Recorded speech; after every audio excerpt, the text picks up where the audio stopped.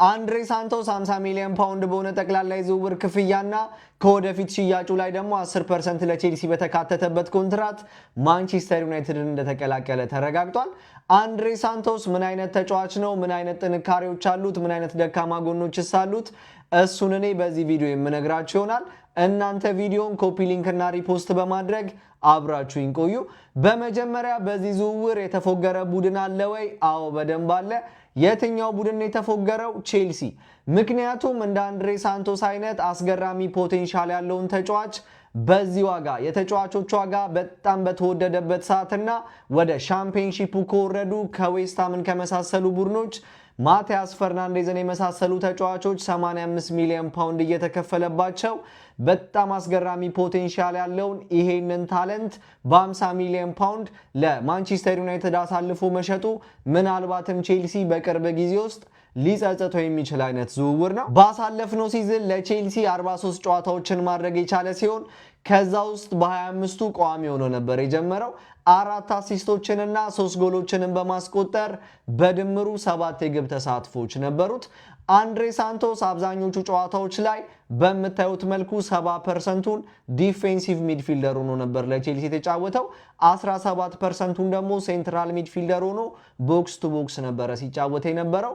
ሌሎቹን ጥቂት ጨዋታዎች ደግሞ በምታዩት መልኩ የተለያዩ ቦታዎች ላይ እየተጫወተ ነበር ያሳለፈው። ከተጫዋቹ ጠንካራ ጎኖች ስንጀምር አንድሬ ሳንቶስ ፕረስ እየተደረገ ምንም የማይፈራና የተረጋጋ አይነት ተጫዋች ሲሆን ጎበዝ የሚባል ዋንተች ፓሰርም ስለሆነ ፕረስ በሚደረግበት ጊዜ ኳሱን በፍጥነት ለቡድን አጋሮቹ የሚያቀብል አይነት ተጫዋች ነው። በጣም የሚገርመው ደግሞ በዚህ እድሜው ከፍተኛ የሆነ የመምራት አቅም ያለው ተጫዋች ሲሆን እዛው ጨዋታ ላይ ለቡድን አጋሮቹ ሳይቀር ኳሱን በየትኛው መንገድ እንዴት ፓስ ማድረግ እንዳለባቸው የሚናገርና ትዕዛዝ የሚሰጥ አይነት ተጫዋች ነው። አንድሬ ሳንቶስ ቢውልድ አፕ በሚጀመርበት ጊዜ ቼልሲ ቤት ምስሉ ላይ በምታዩት መልኩ ከፍተኛ እንቅስቃሴዎችን በማድረግ ቢውልድ አፑ ላይ ኳሱን ለመቀበል የሚሞክር አይነት ተጫዋች ነው።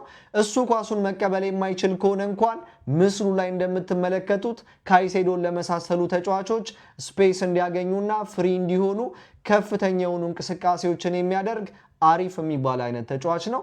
በመቀጠልም የአንድሬ ሳንቶስ ሌላው በጣም የሚያስገርመው ነገሩ ጎበዝ የሚባል ላይን ብሬኪንግ ፓሰር ነው።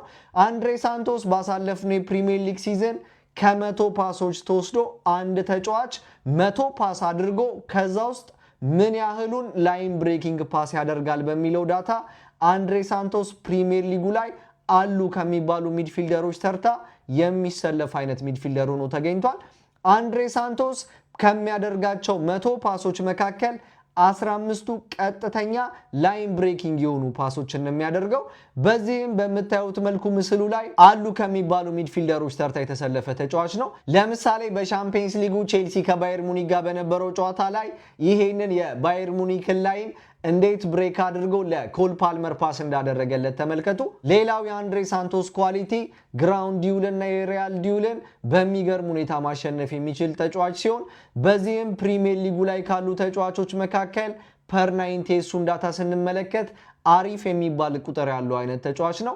አንድሬ ሳንቶስ ፍሮንት ፉት ዲፌንዲንግ ላይ በጣም ምርጥ የሆነ ተጫዋች ነው። የተቃራኒ ቡድን ቢውልድ አፕ እያደረገና አደጋ ከመፍጠሩ በፊት ፕረስ ለማድረግ ምንም የማይፈራና ብዙ ጊዜም ኳሶችን ኢንተርሴፕት የሚያደርግ አይነት ተጫዋች ነው። ለምሳሌ ቼልሲ ከቶተናም ጋር በነበረው ጨዋታ ላይ ይሄንን ኳስ ተመልከቱት። ዲፌንዲንግ አንደርስታንዲንጉ አስገራሚ የሆነ ተጫዋች ስለሆነ ኳሱ ወዴት እንደሚያመራና እንዴት አደጋ እንደሚፈጥር ስለገባው በምታዩት መልኩ እንዴት ኳሱን እንደተቀበለው ተመልከቱ። ሌላው በጣም ብዙ መሻሻሎች ቢቀሩትም ተጫዋቹ ስሩ ቦል ላይም አሪፍ የሚባሉ ነገሮች እንዳሉት የተለያዩ ጨዋታዎች ላይ ያሳያል። ለምሳሌ እዚህ ጋር በጣም ጠባብ የሆነው ኮሪደር ላይ ኩኩሬላን እንዴት እንዳየውና እንዴት ስሩ ቦል እንደሰጠው ከዚህኛው ምስል ላይ መመልከት ትችላላችሁ። ሌላው ከአንድሬ ሳንቶስ ጋር በተያያዘና ማንቸስተር ዩናይትድ ሊጠቀምበት ከሚችለው ጠንካራ ጎኖቹ መካከል 2024-25 ሲዝን ስትራስበርግ ቤት በውሰት ባሳለፈበት ጊዜ ከሴት ፒስ በርከት ያሉ ጎሎችን በማስቆጠር የሚታወቅ ተጫዋች ነበረ። ማንቸስተር ዩናይትድ ባሳለፍነው የፕሪሚየር ሊግ ሲዝን ከሴት ፒስ ብዙ ጎሎችን የሚያስቆጥርለት ተጫዋቹ ካዝሚሮ እንደነበር ይታወቃል። ምናልባትም አሁን ላይ አንድሬ ሳንቶስን በሚገባ የሚጠቀምበት ከሆነ ካሪክ ከሴት ፒስ ምናልባትም ብዙ ጎሎችን ሊያስቆጥር ይችላል ተጫዋቹ። ሌላው ስለ አንድሬ ሳንቶስ ደካማ ጎኖች ስንነጋገር የመጀመሪያው ነገር ተጫዋቹ ፊዚካል ዲስትሮየር የሚባል ተጫዋች አይደለም። ፕረስ በሚደረግበትም ጊዜ ጎበዝ የሚባል ዋንተች ፓሰር ስለሆነ ለቡድን አጋሮቹ ኳሱን በፍጥነት ያቀብላል እንጂ ኳሱን ሸፍኖና ፕሮግሬሲቭ ኬሪዎችን በማድረግ ወደ ተቃራኒ ቡድን ኳሱን ይዞ የሚገባ አይነት ተጫዋች አይደለም። እንደነገርኳችሁ ደግሞ ፍሮንት ፉት ዲፌንዲንግ ላይ በጣም ጎበዝ የሆነ ተጫዋች ሲሆን ፕረስ ለማድረግ አግሬሲቭሊ ወደ ተቃራኒ ቡድን በሚጠጋበት ጊዜ ከኋላው ስፔስ ሊተው ይችላል። ይህም ደግሞ ለማንቸስተር ዩናይትድ አደጋ ሊጥልበት ይችላል።